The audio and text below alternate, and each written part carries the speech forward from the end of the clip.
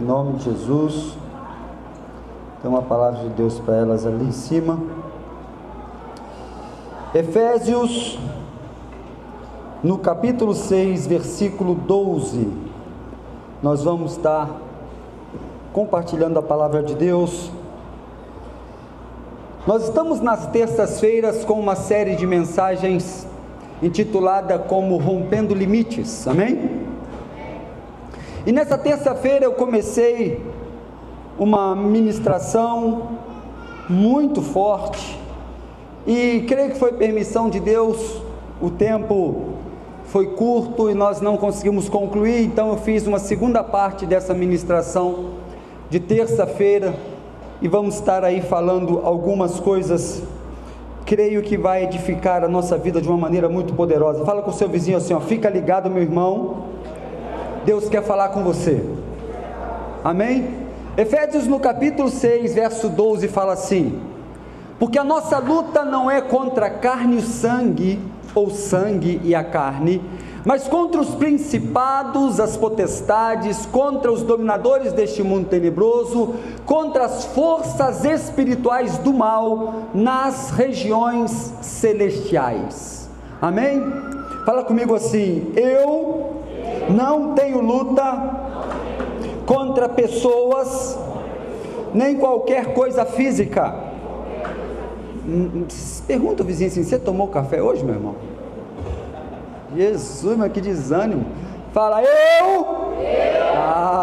não tenho luta contra pessoas, nem coisas físicas, mas contra as trevas, amém? Nós vamos falar hoje sobre romper com os limites do inimigo.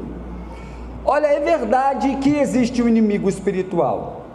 Uma das mentiras do diabo, hoje em dia nem tanto, porque ele tem feito e mostrado a cara, mas uma das grandes mentiras do diabo é dizer às pessoas que ele não existe, porque se ele não existe, a gente não precisa se preocupar com ele, não é verdade? Mas obviamente, claramente, que assim como existe o reino de Deus, existe também o reino das trevas. Assim como existe o bem, existe o mal. Assim como existe a luz, existe as trevas. É uma realidade. E o apóstolo Paulo então vem falando aos Efésios que nós temos que estar atentos a isso, porque a nossa luta não é contra a carne e o sangue, mas contra as trevas. É isso que ele diz, capítulo 6, versículo 12. Agora, eu falei aqui na terça-feira, vou fazer uma breve recapitulação, porque muita gente não consegue vir na terça, para que você possa estar por dentro de toda a mensagem. A verdade é a seguinte: nós temos um inimigo? Temos, não? Mas esse inimigo é um inimigo derrotado, é ou não é verdade? É verdade. A Bíblia diz que Jesus triunfou na cruz, expondo a vergonha e triunfando sobre todo principado e poder. Ele já venceu o diabo, ele tomou a chave do império das trevas, ele tomou a chave do inferno e da morte. Quem reina é Jesus. Mateus capítulo 28 diz que ele recebeu todo o poder nos céus, na terra e debaixo da terra. Ah, pastor, mas o mundo jaz no maligno, a Bíblia diz? Sim, é verdade. O mundo jaz naquele que dá lugar a ele, o diabo jaz naquele que dá lugar a ele, mas quem tem o controle do universo, dos céus, da terra e de tudo que nele há, é o Senhor Jesus Cristo, amém? Então nosso inimigo é um inimigo vencido, porém astuto e perigoso. E aí tem algumas coisas que ele faz, que são as suas armas. Eu anotei pelo menos 3 principais armas aqui.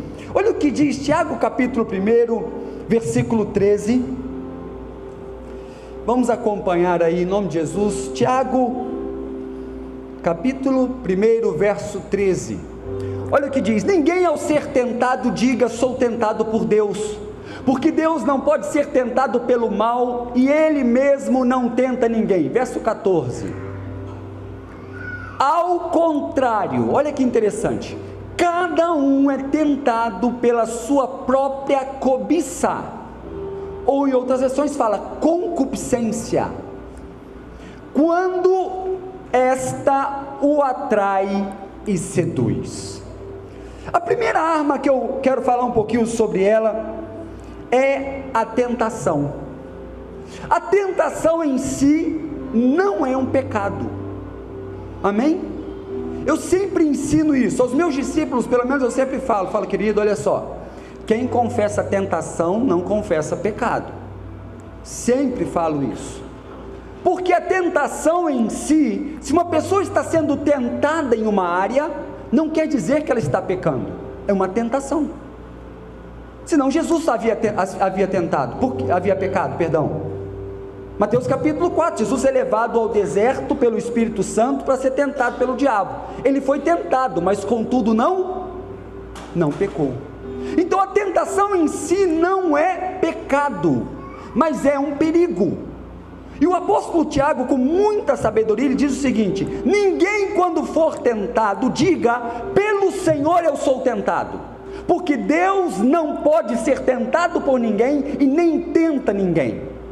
E tem pessoas que pensam assim: eu passei por uma situação, Deus me pôs uma tentação. Não, queridos, existem duas coisas diferentes, diga comigo: provação e tentação. A provação vem com o único intuito, aprovar, e a aprovação vem da parte de quem? De Deus, com a intenção de nos aprovar. Toda prova, ainda que o estudante pensa que o professor cria uma prova com a intenção de reprová-lo, mas não é. Preste bem atenção, aqui nós temos professores, levanta a mão aí, Josélia, Maria, lá atrás, temos alguns professores. Quando o aluno reprova, ou tira nota ruim, é mais trabalho para o professor, é ou não é verdade? Você tem que estar ali em cima ensinando mais, você tem que passar recuperação, você tem que passar trabalho. Então a intenção da prova é aprovar. Então Deus, quando nos permite passar por algumas provações, a intenção dele é que nós sejamos aprovados. E a aprovação traz diversos benefícios, não é a mensagem de hoje, mas traz diversos benefícios, traz paciência, traz um monte de coisa. Agora a tentação não, a tentação vem para derrubar, aí é o diabo. O diabo vem para arrebentar mesmo, e ele não brinca com a tentação.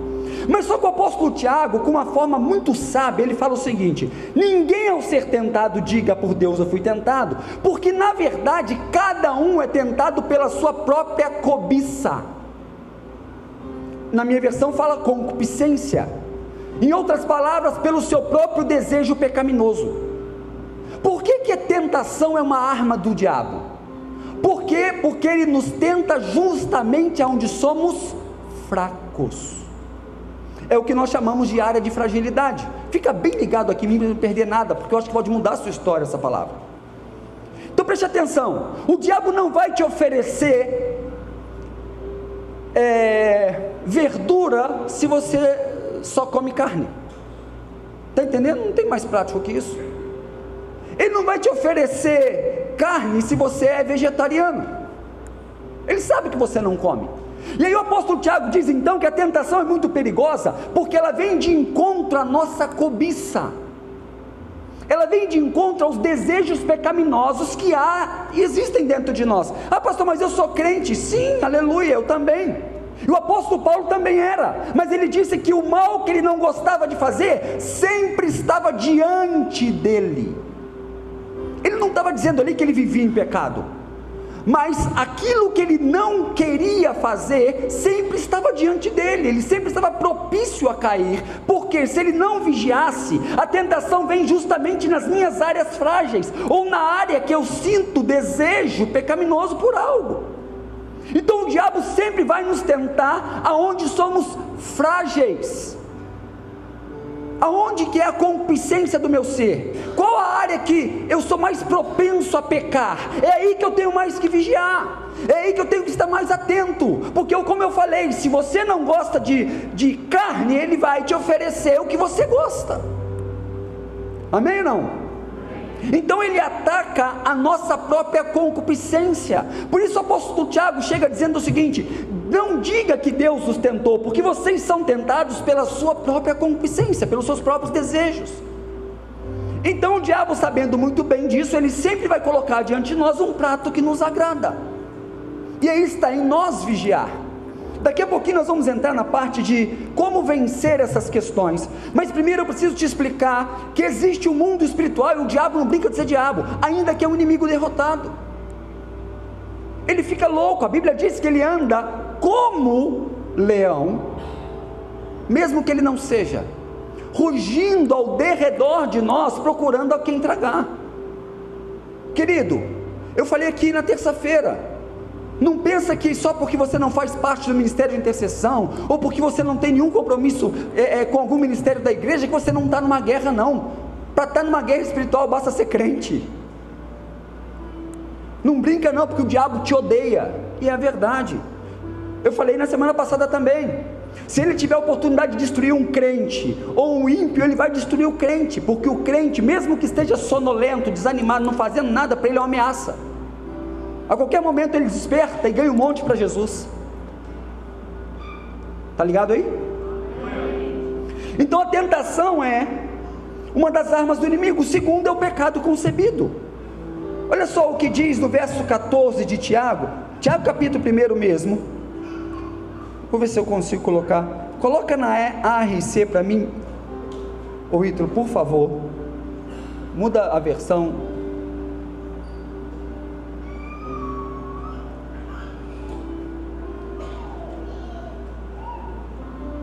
Olha só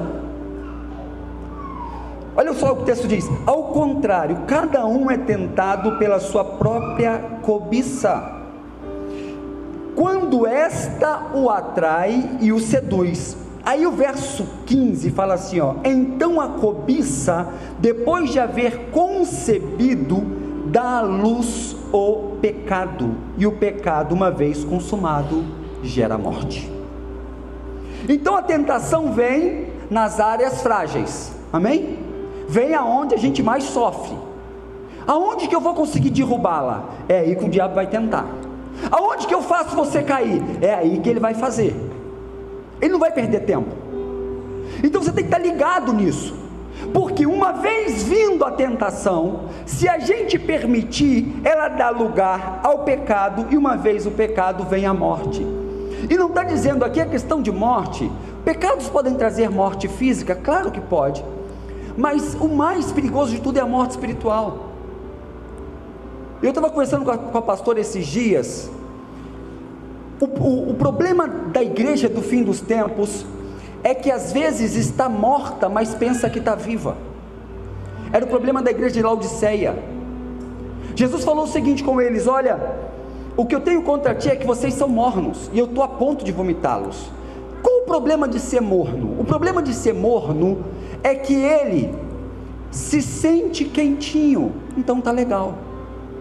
Por que Jesus fala assim, olha, é melhor que fosse frio do que morno? Ele faz essa menção. Ele diz, é melhor que fosse frio ou quente. É lógico que o óbvio é melhor que fosse quente. Mas quando ele fala é melhor que fosse frio, sabe por quê? Porque quem está frio sabe que está frio.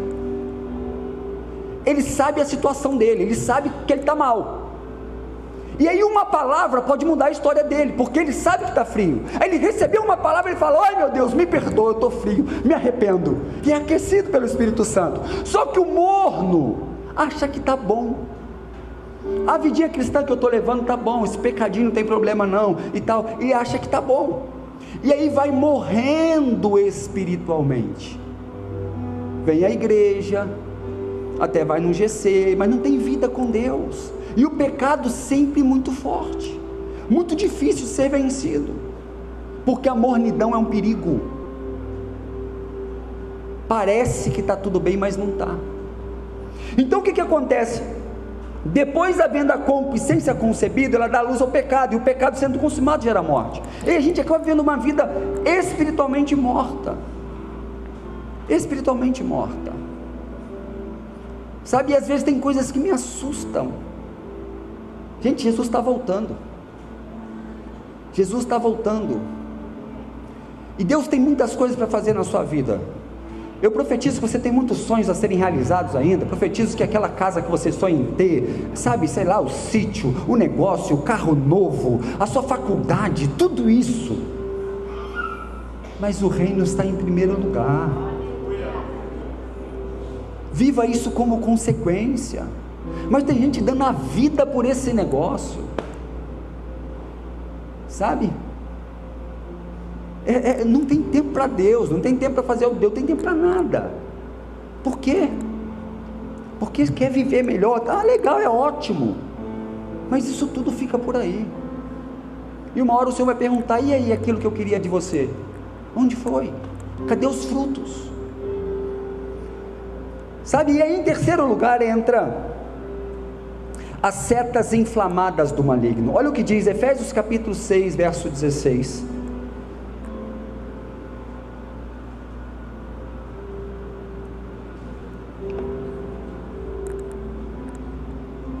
Diz assim: tomando sobretudo o escudo da fé, com o qual podereis apagar todos os dardos inflamados do maligno. Fala comigo: tentação, pecado e dardos inflamados. Esses dardos inflamados, eu falei na terça-feira, mas eu preciso repetir, porque é uma arma muito sutil de Satanás. Deixa eu dizer uma coisa: uma pessoa não precisa estar endemoniada para ter ações demonizadas ou demoníacas. Se o diabo colocar um pensamento na sua cabeça, você aceitá-lo como seu e viver direcionado por ele, você está sendo direcionado pelas trevas. Porque as pessoas às vezes ficam muito preocupadas com a possessão maligna, não é verdade? Deus me livre e guarde, um negócio desse acontecer, um demônio manifestar, sei lá, está amarrado sem força, né? Mas se tiver lá, melhor que manifeste, vai embora, né, irmão? É ou não é? Que ninguém falou nada, Jesus amado. Melhor que mostre a cara para a gente poder mandar embora. Melhor sair da igreja envergonhado e livre do que preso sem saber. Está amarrado, né? Mas a gente se preocupa muito com questões muito fortes, mas às vezes o diabo consegue manipular a nossa vida através dos pensamentos. As setas inflamadas são pensamentos malignos que ele põe dentro da nossa mente, e eu canso de ensinar isso aqui na igreja. O diabo não fala em terceira pessoa, ele sempre falará em primeira pessoa. Você deve estar cansado de ouvir isso, mas às vezes a gente não para prestar atenção nesse negócio. Ele nunca vai chegar para você e falar assim: olha, você, Maria Fernanda, é uma fraca, você, Elzinha, não consegue nada. Por quê? Se ele falar um negócio desse, no mínimo que você vai fazer é sair correndo. Você está escutando alguém falar um negócio estranho com você, é ou não é verdade? Isso é terceira pessoa. Você vai falar: opa, quem que está falando aqui comigo? Se você é crente, vai falar: sai para lá, Satanás, porque é uma outra pessoa falando com você, ok? E aí, mas se ele fala assim, olha, chega no seu ouvido e fala assim: olha, eu sou um derrotado, eu não consigo nada, realmente essa situação vai acabar comigo, realmente eu não vou chegar em lugar nenhum, realmente isso veio para me destruir. Olha só, ele está falando tudo em primeira pessoa. Setas inflamadas, pensamentos malignos, a mente é um campo de batalha.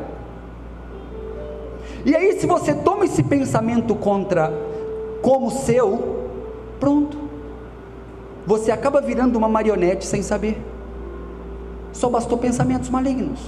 E quantos de nós agimos debaixo de uma influência sem saber que estamos agindo debaixo dela? Acontece muito, querido, muito. A gente tem que estar muito ligado com Deus, porque o inferno é sujo, é sujo. Pastor, o que eu faço?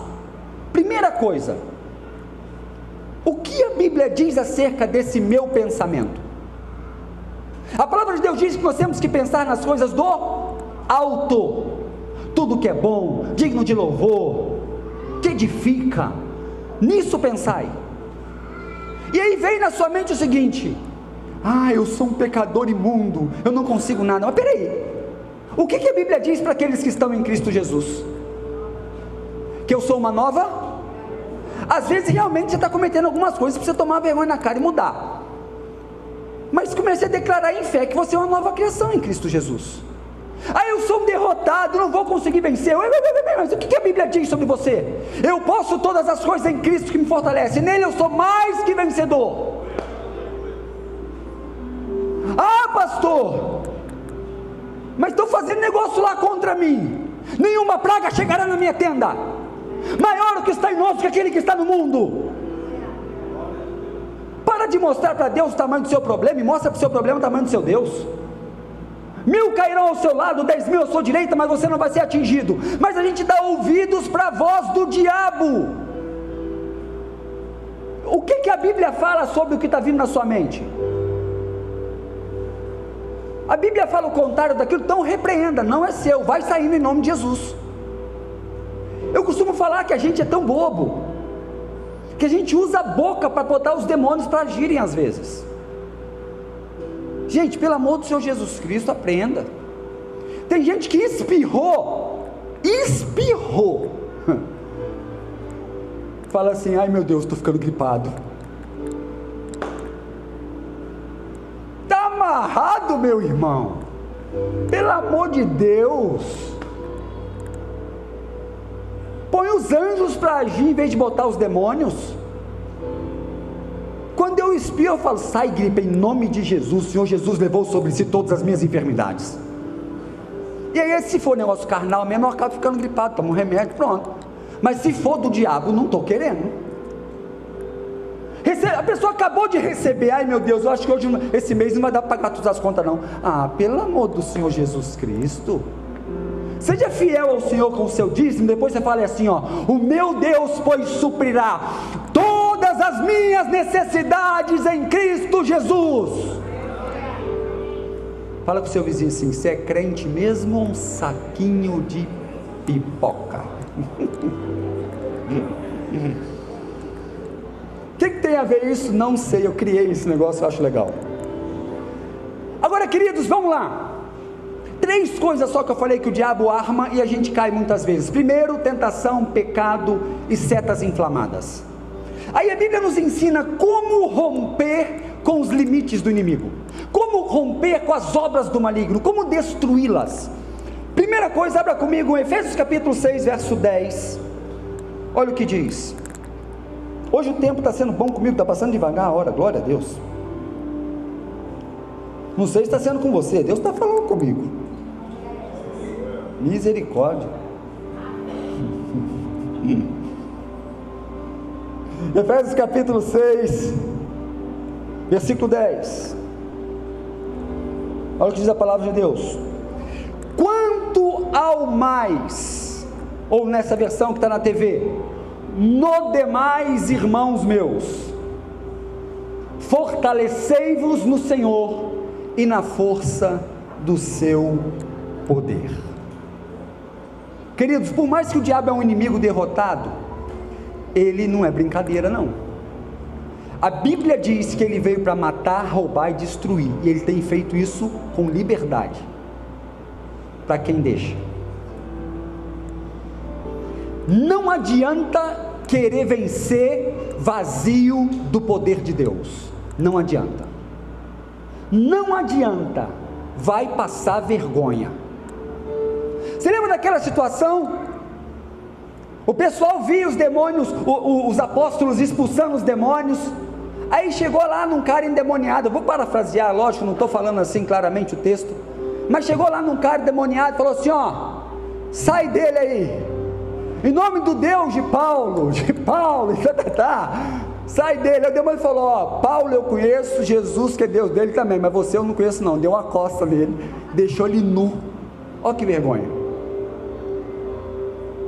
Tem crente que não tem nem coragem de expulsar demônio, sabe por quê? Porque não tem fortalecimento no Senhor. Precisa fortalecer-se do Senhor, precisa se encher do Espírito Santo, precisa ler a Bíblia, precisa orar. Ô querido, como é que você crente não ora? Pelo amor de Deus, pelo menos 20 minutinhos por dia, mas não uma vez na semana não, é todo dia. Tire um tempo com Deus. O seu pai quer ter tempo com você, o seu pai ama ter tempo com você. Imagina se o seu filho carnal, você se aproxima dele e fala, meu filho, eu quero ter um tempo com você. Não, não quero tempo com você não, estou ocupado. Como Como é que a gente fala que ama alguém e não passa tempo com ele? E aí sabe o que acontece? A gente anda vazio, e eu sempre dou exemplo disso aqui na igreja. Se está com a barriga vazia, qualquer pratinho vai te fazer cair. Se não está cheio do Senhor, se não se enche da presença de Deus, se não ora, não busca Deus, não lê a Bíblia, está vazio, qualquer tentaçãozinha vai te derrubar. E a gente como igreja, a gente tenta de tudo para que você seja cheio. Tem culto terça-feira, tem oração segunda-feira, tem GC durante a semana, tem curso de liderança, mas você precisa se encher da força e do poder de Deus, porque não é no seu nome, não é no seu nome, não é no seu poder. Quantas vezes eu fui expulsar demônio de pessoas, o demônio falou, não vou sair não. Quem não vai sair o quê, rapaz? É no nome poderoso do Senhor Jesus Cristo, Ele pode todas as coisas, Ele está comigo. Tem que sair, não tem conversa não, mas tem que fortalecer-se no Senhor, tem que estar cheio do Espírito Santo. A Bíblia diz que nós precisamos estar cheios de azeite. Lembra da parábola das virgens? E azeite se compra, meu irmão. Tem que ir aos pés do Senhor. Pastor, mas eu não tenho tempo, levanta um pouco mais cedo. Ah, mas eu estou cansado, não importa, ora andando dentro de casa, sei lá, mas passa um tempo com Deus, se encha do Espírito Santo, fortaleça-se no Senhor. É Ele quem vai te dar vitória, é Ele quem vai mudar a história, porque não tem como vencer uma guerra espiritual sem se encher de Deus. Jejum, então, eu estou para te contar uma tristeza, eu acho que 90% ou mais da igreja de Jesus não jejua, nem uma vez no mês. É uma realidade, é uma realidade. E como é que é vencer a carne? A carne mata com jejum, amém? Pergunta ao seu vizinho, você está vivo ainda, meu irmão? Dá pelo menos um sorriso. Você não tem nem ver, sua cara não queima não, né? Vamos lá. Então para vencer, precisa fortalecer-se no Senhor, precisa matar a carne, precisa se encher do Espírito Santo, precisa, porque senão não vence, querido, não tem como, sozinho nada podeis fazer. João capítulo 15, Jesus deixou isso muito claro. Agora no verso 11, do mesmo capítulo de Efésios 6, olha o que está dizendo: revesti-vos, porém, de toda a armadura de Deus, para poderdes ficar firmes contra as ciladas do diabo. E aí do 13 em diante fala assim, olha, primeira coisa diz então, para vencer e derrubar com os limites que o maligno quer colocar, fala assim, eu preciso me fortalecer no Senhor, amém? Aleluia. Em segundo lugar, diz o apóstolo Paulo que a gente precisa se revestir de armadura. Isso aqui é maravilhoso. Diz assim, olha, verso 13 em diante: portanto, tomai toda a armadura de Deus, para que possais resistir no dia mau, e havendo feito tudo, ficar firmes. Então ele fala, olha, quer vencer o dia mau? Todo mundo passa por dia mau, irmãos, todo mundo passa por luta. Não pense que você é o único sortudo, não. Todo mundo passamos. Agora, diz a Bíblia que nós temos que tomar toda a armadura de Deus. Para quê? Para depois de vencer tudo, permanecer firme. Aí ele fala quais são as partes dessa armadura. Ele diz assim, olha, estáis pois firmes, tendo cingido os vossos lombos com a verdade. Segundo, vestida a couraça da justiça, calçados os pés na preparação do evangelho da paz, tomando sobretudo o escudo da fé, com o qual podeis apagar os dardos inflamados do maligno. Nós já lemos o texto. Tomai também o capacete da salvação e a espada do Espírito, que é a palavra de Deus. Aleluia. Deixa eu dizer uma coisa para você. Tem gente que lê este texto todos os dias e ora pedindo a Deus para colocar nele a armadura espiritual, a armadura celestial. Está errado? Não. Nós estamos numa guerra. Porém, por que a Bíblia faz questão de mencionar a parte da armadura, mas ela dá um nome para essa parte da armadura. Vê se eu vou me explicar melhor. O apóstolo Paulo fala assim, olha: estais, pois, firmes, tendo cingido os vossos lombos com o quê? A verdade. Quando ele fala de cingir os lombos da verdade, está falando de um cinturão, ok? E um cinturão serve para muitas coisas. Não vou entrar no detalhe para a gente não perder tanto tempo, mas ele podia falar assim, olha, vê se você me entende, coloquem um cinturão espiritual, uma couraça espiritual, coloquem um capacete espiritual. Mas ele não fala isso, ele dá nome à peça da armadura. Ele fala que o cinturão é a verdade.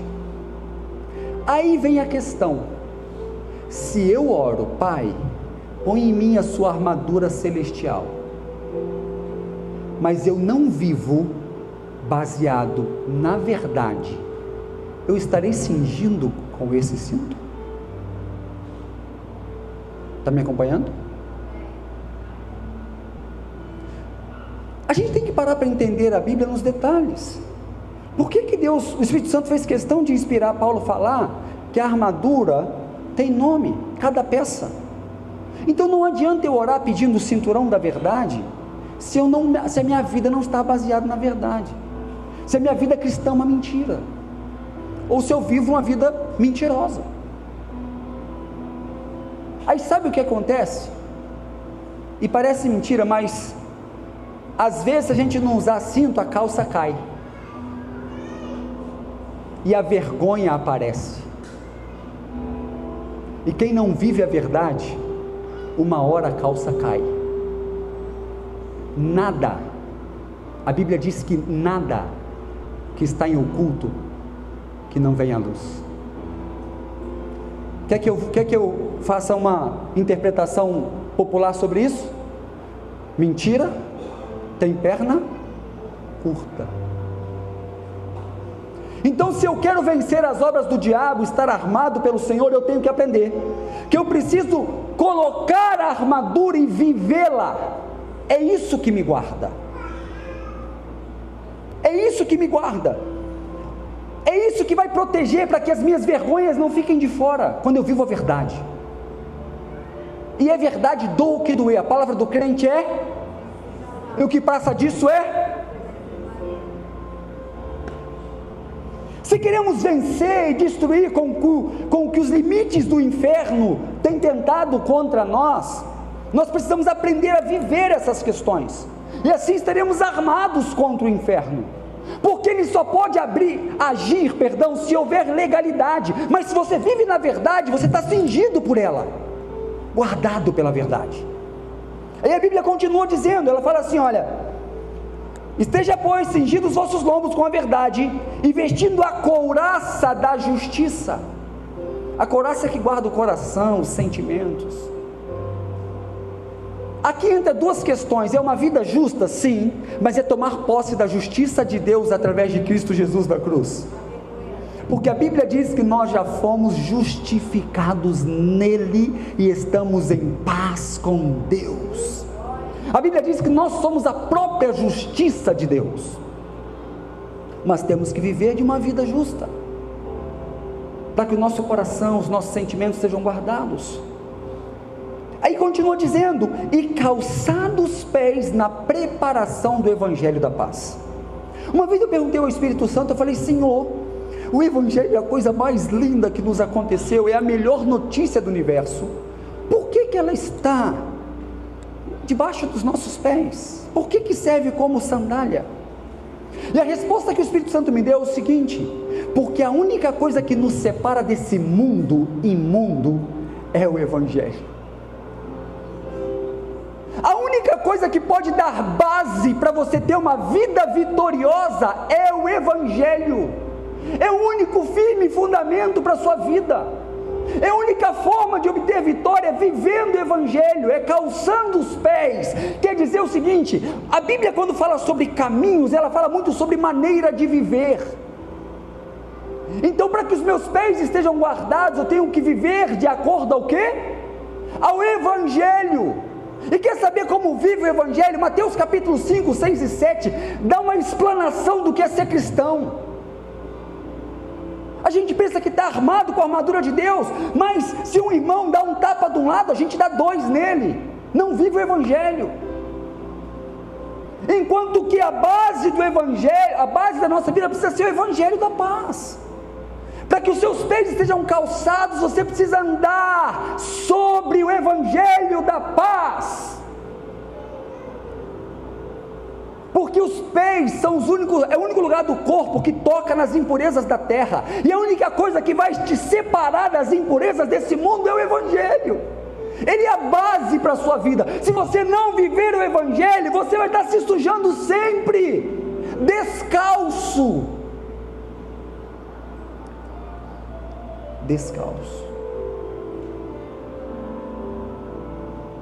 E o diabo pica onde? Você pisará a cabeça dele e ele picará o seu calcanhar. Os seus pés precisam estar guardados pelo Evangelho. A sua forma de viver, a sua forma de caminhar, a sua forma de agir precisa estar guardado pela forma de vida do Evangelho. Sede, pois, imitadores de Deus como filhos amados. É o que a Bíblia diz. Nós precisamos viver o Evangelho na íntegra. Como eu vou viver nessa terra? O Evangelho de Cristo, Ele é a minha base. Ele é que me separa. Ele é que trouxe perdão sobre a minha vida. Ele é que me traz santificação. Ele é que me ajuda a vencer.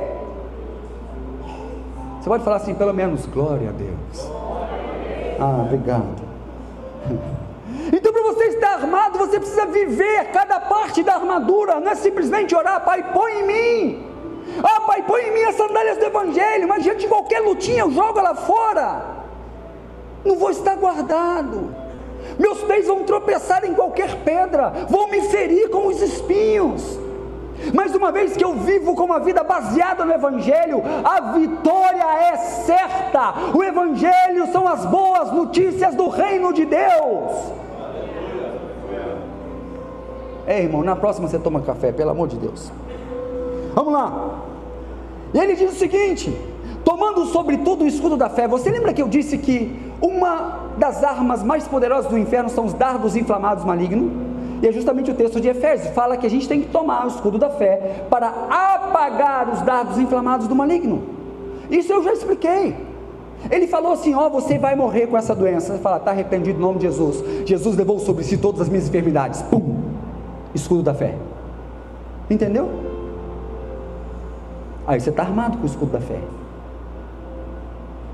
Não, você não vai conseguir vencer. Não, nele eu sou mais que vencedor. Pum! Apagou o dardo. Mas se você não embraçar fé naquilo que o seu Deus te fala, naquilo que a Bíblia diz, os dardos vêm e você vai vivendo manipulado por eles. Não aceite as mentiras das trevas. Embrace o escudo da fé, meu irmão. Eu sei que tem situações na vida que não são fáceis, mas não se junte com o inimigo. Ele vai dizer, você não vai vencer, isso aí é para te destruir, vai acabar com você. Vê o que a Bíblia diz. Vira para ele e fala assim, preste bem atenção, Satanás. Eu sei que o meu Redentor vive, e em breve ele se levantará em meu favor. Mas sabe o que a gente faz? Não, meu Deus, eu acho que essa agora veio para me matar. A gente tem esse costume. Não faça isso.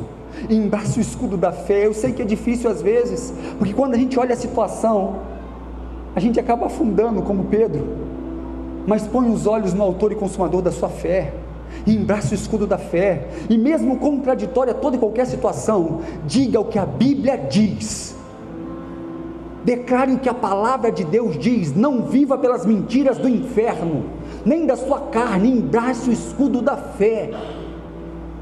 Mas essa provação vai ser muito forte. Eu tenho por certo que essa breve, momentânea provação está guardando para mim um futuro peso de glória. Querido, você é filho de Deus, põe isso na sua cabeça. Tem gente está pensando que Deus está trabalhando para destruir ele. Para com isso. Deus te ama, Deus quer o seu bem, Deus quer levar você, Deus quer fazer você alçar voos altíssimos. Deus tem o melhor para você. Para de acreditar nas mentiras do diabo. Eu estou passando por isso, eu acho que Deus não me ama. Não, para com isso. São provações e são momentâneas. A noite pode até, o choro pode durar até uma noite, mas a vitória vai vir, vai chegar. Mas para de dar ouvido ao diabo. Deus não te salvou à toa. Deus tem um propósito na sua vida, Deus quer mudar a sua história, mas precisa se armar da verdade da palavra de Deus, precisa pegar o escudo da fé e lutar contra as mentiras do diabo, todo santo dia, para de pensar, sentir uma dor no dedão é câncer, está amarrado em nome de Jesus, larga o Google de lado, porque a única coisa que o Google sabe responder é que é câncer. Você põe lá, ai meu Deus, senti uma dor na cabeça, aí você põe na dor na cabeça do lado esquerdo, misericórdia, está amarrado, irmão, amém? Não estou falando para você ser irresponsável, você precisa ir no médico, Deus usa os médicos, mas comece a declarar em fé a sua vitória, apague os dados inflamados do diabo, apague. Isso aí vai vir para mim, meu Deus, isso aqui vai vir para me derrotar. Não. Imagina se Davi olhasse para aquele gigante e falasse assim: esse é o fim de Israel. Sabe por quê? Toda a nação havia pensado isso. É o nosso fim. Mas precisou de alguém que tinha um escudo na mão, que chegou lá e falou assim: esse grandão aí é um degrau gigante para eu chegar no topo. Enquanto você vê os problemas como coisas que vão te destruir, Davi via como uma alavanca para levá-lo ao centro da vontade e do querer de Deus. Sabe, para de olhar para os problemas e pensar: eu vou sucumbir neles, eu vou morrer neles, não vai dar certo. Não, querido, você já venceu outros, e Deus é com você, você vai vencer esse também. Para de dar lugar ao diabo, repreenda as vozes do maligno. É só um momento, nada é eterno, é só um momento, de repente você veio aqui só para escutar isso hoje, é só um momento, vai passar, ainda que pareça que está demorando muito, vai passar. Eu não sei você, mas eu creio no Deus que eu sirvo. Mas você precisa tomar posse dessas coisas. Aí a Bíblia diz que você precisa colocar na cabeça o capacete da salvação. Você é crente em Jesus? Então você é salvo. Para de ficar pensando: meu Deus, hoje eu vou para o inferno. O sangue de Jesus te purifica de todo pecado. É lógico, o mundo que tem que mudar. Se viver deliberadamente em pecado, pode ser que vá de arrasta para baixo. Tem que cuidar. Eu estou proferindo e te arrasta para cima, amém, irmãos? E o sangue de Jesus nos garante isso. É o sangue de Jesus. Sabe, você é filho de Deus, você é amado pelo Senhor, Ele quer sua vitória. E aí por último Paulo fala assim: pega a espada, a única arma de guerra que nós temos, que é de ataque, é a espada, é a palavra de Deus. E começa a cortar com a palavra de Deus. Como é que Jesus venceu o diabo, a sua tentação? Você já está cansado de saber, com a palavra de Deus. Transforma a pedra em pão, não só de pão verá o homem. Faz tal coisa, não. Ao Senhor seu Deus adorará, só a Ele prestará culto. Lança-te daqui, não tentará o Senhor teu Deus. Aí o final ele falou: vai, Satanás. Não tem como. Misericórdia, gente, estava com tanto tempo, a hora passou tão rápido. Então tomar a armadura de Deus é viver cada parte dela. Fala comigo: eu preciso viver cada parte da armadura. Agora Paulo também, falando aos Efésios, ele dá também uma outra estratégia de guerra. Efésios 6,18 fala assim: com toda oração e súplica, orando em todo tempo no Espírito. E está Espírito com letra maiúscula, Espírito Santo. e para isso vigiando com toda perseverança e súplica por todos os santos. Não tem como vencer o diabo, isso eu já falei antes, sem oração e vigilância. Não tem, porque senão vamos cair. Não tem como. Precisamos estar atento a isso. Crente, ora. Não aceite, irmão, não estou aqui para te condenar. Eu sei que o mundo hoje tem nos levado a viver uma rotina tão louca, que se a gente não parar para buscar a Deus, a gente não faz. Sabe? Mas não aceite essa vida fria diante de Deus. Não aceite ter intimidade com Ele só no meio de uma multidão, num culto de domingo, numa terça-feira ou num GC. Ore no seu lar, ore na sua casa, tire tempo com Deus.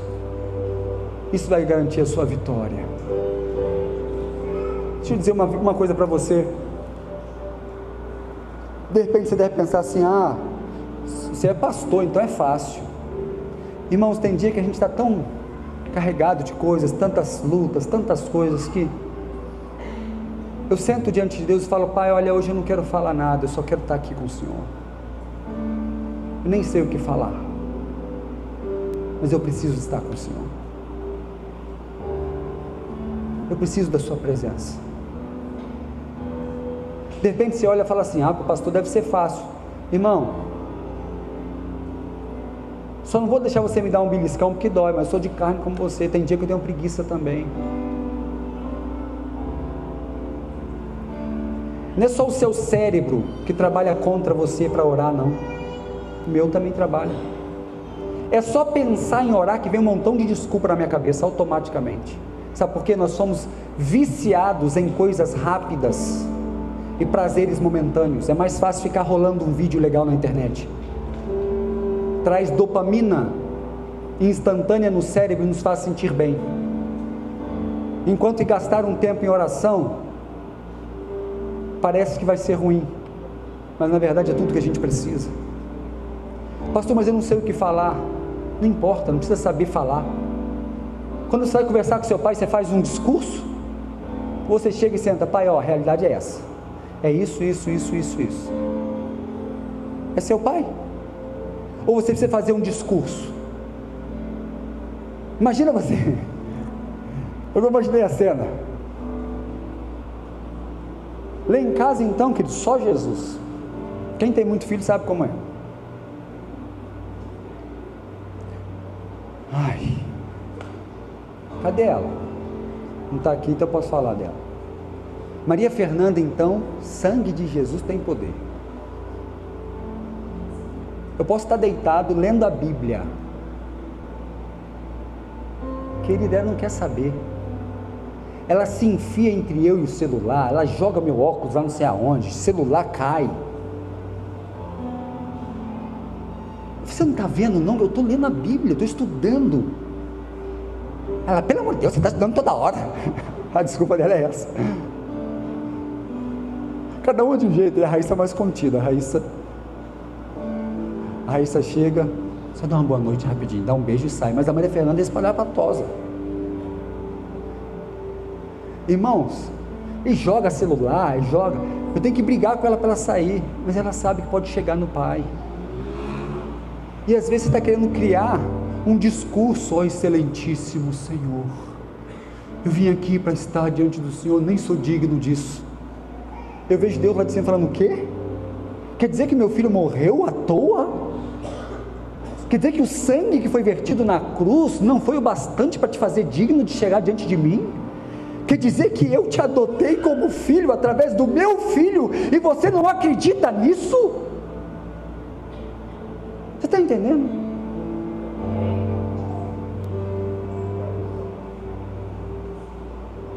Às vezes a gente não consegue ter uma vida de oração porque a gente é muito religioso. Só senta no colo do papai e fala: Aba, eu vim aqui chorar com o Senhor hoje. Ah, eu vim aqui reclamar do meu marido. Aproveita, irmã. Melhor você reclamar com Deus e com o marido, né? Que às vezes traz mais discórdia. E com Deus você pode rasgar. Fala com o seu vizinho: com Deus você pode rasgar mesmo. Tem gente que não tem coragem não. Fala assim: olha, de coração, Senhor, não estou pensando em separar dele não, mas estou pensando em matar ele. Me ajuda, Senhor. Com Deus você pode falar, mas no final você não pode esquecer, né? Mas em tudo faça a sua vontade, não a minha. É como Jesus. Fique de pé, por favor.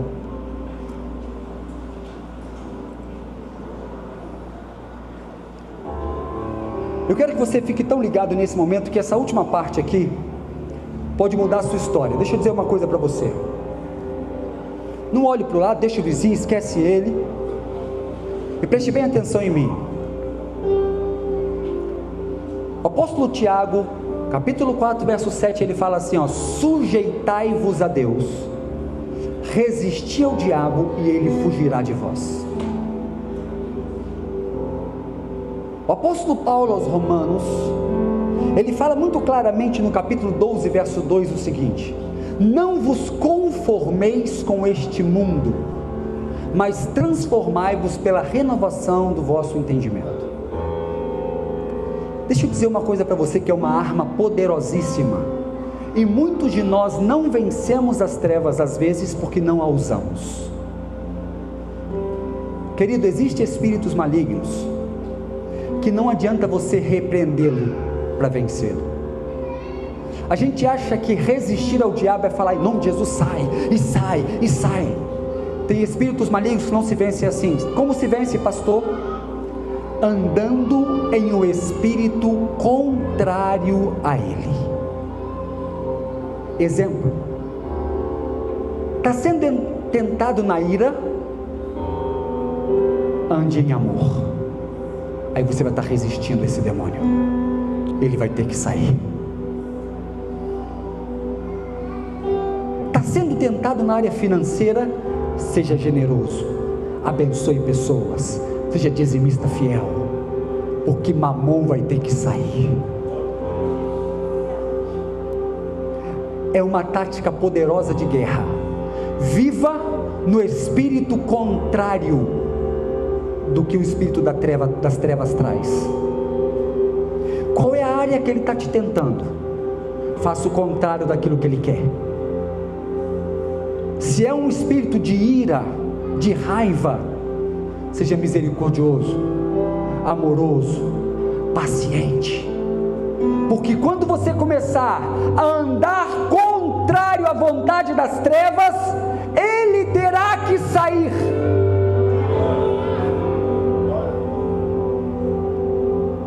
Sabe como se vence principados e potestades? Não é falando em nome de Jesus, sai, é andando num espírito contrário a eles. Se ele traz rebeldia como Jezabel, você é submissa ao seu marido, obediente, aí você destrói o poder de Jezabel. Você está me entendendo? Se a ação do espírito maligno é rebeldia, é desobediência, não aceita que ninguém mande você, seja o mais obediente possível, mesmo nas injustiças.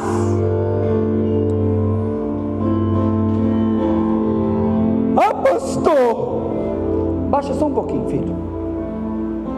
Mas esse negócio de injustiça não é de Deus não, está sendo injusto comigo. Eu já contei uma historinha da minha vida para vocês aqui. Por coincidência eu estava lá na colônia. Eu acho que o Rafael, alguns dos discípulos mais antigos aqui sabem, eu já contei aqui na igreja também. Deixa eu dizer uma coisa para você. Eu fui transferido de igreja, estava pastoreando uma igreja, e o bispo me ligou e falou: filho, você vai lá para a colônia, e você vai ser vice do pastor lá, tanto no lar Pedacinho do Céu, porque ainda antes tinha lá o orfanato, quanto na igreja. Ok. Ele falou o seguinte: tem um pastor que está vindo de outra nação, e os familiares dele tudo mora em Barra do Piraí, você está aí, mas eu preciso colocar esse pastor aí, e por um período você vai ficar lá na colônia com esse pastor, como vice dele lá. Foi essas palavras de quem? Do bispo, maior autoridade. Quando eu cheguei lá, tudo aquilo que o bispo tinha falado, o abençoado do pastor fez tudo o contrário. O que aconteceu? Foi nada disso que o bispo falou.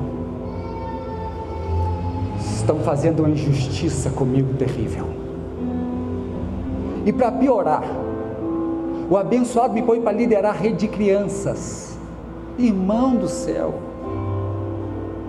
as crianças do Lar Pedacinho do Céu, elas andavam em cima do telhado da casa. Você não entende o negócio como era. Eu não tinha dom nenhum para isso, liderar crianças. Eu ia lá dar a escola dominical para eles. Quando eu começava, a bagunça comia. Eu ficava quieto assim. Aí quando eles viam que eu estava quieto, eles ficavam quietos também. Aí eu falava, posso continuar? Aí eles podem. Aí eu ia. Ninguém para me ajudar, uma luta danada. Ninguém queria fazer parte da rede de crianças. Aí chegava na reunião do conselho, eu falava, agora que eu vou aproveitar, porque eu era pastor e o pastor me colocou como presbítero. Aí eu, injustiça. Aí na reunião de conselho, ele tinha o costume de perguntar para os líderes de rede, como é que está a sua rede lá? Aí o do jovem, está bombando. Aí do homem, o pastor, está uma benção. Das mulheres. Aí eu falava, é agora que eu saio da rede de criança. Como é que está lá, Júlio? Está ruim.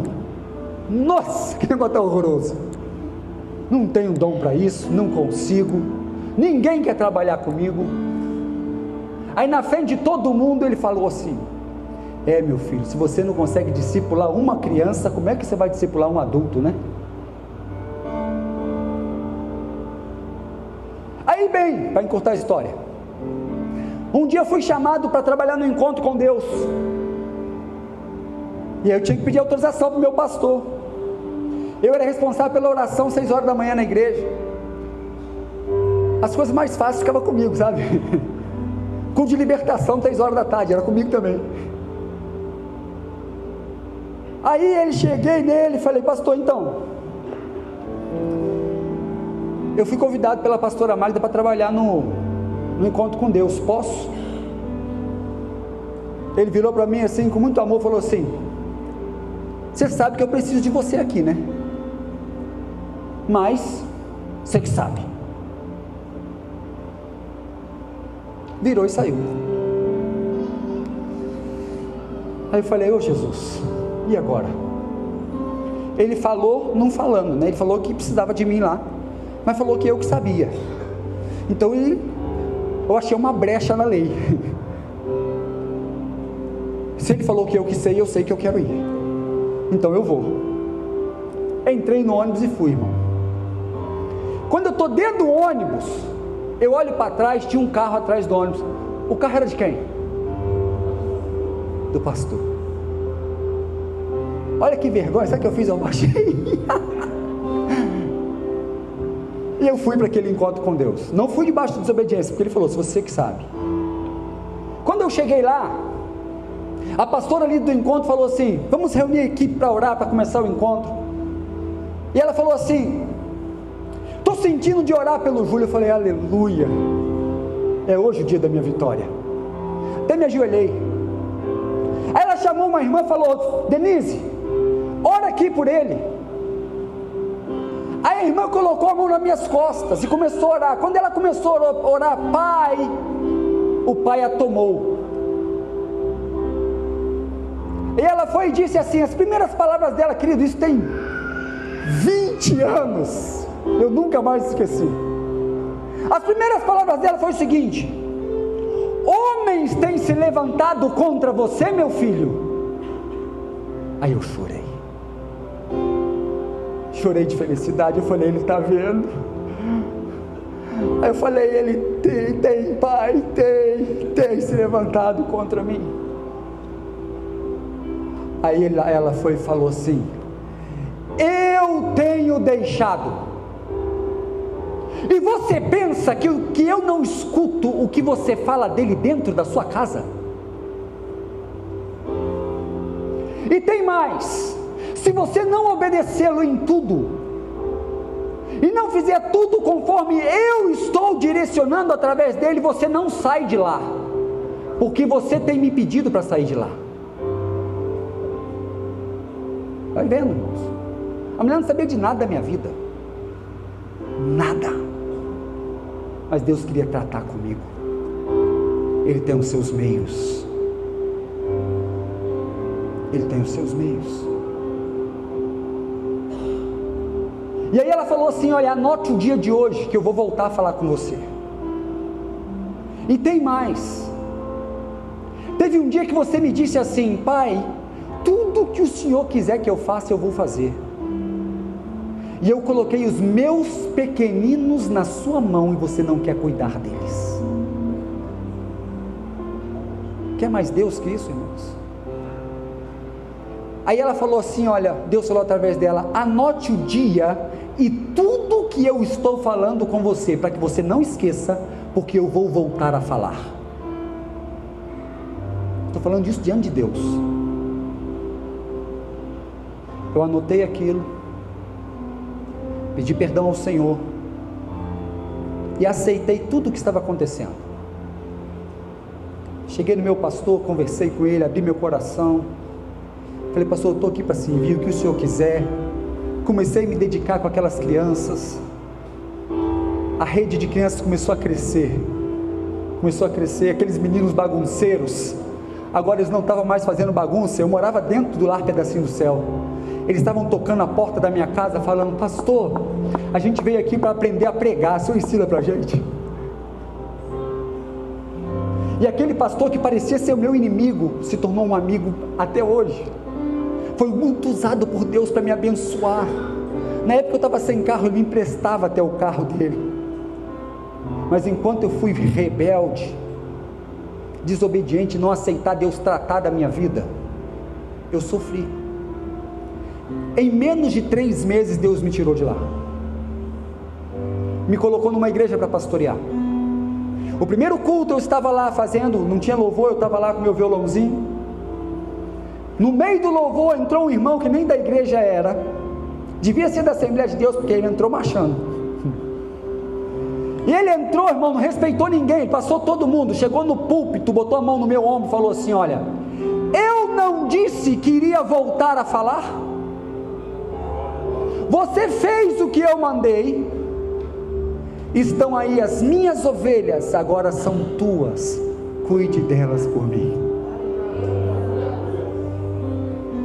Querido, ande no espírito contrário aos das trevas. Ah, mas estão fazendo injustiça comigo, mas você nunca deixa a justiça. Ah, mas estão falando de mim, mas você não fala de ninguém. Ah, mas estão me maltratando, mas você não maltrata ninguém.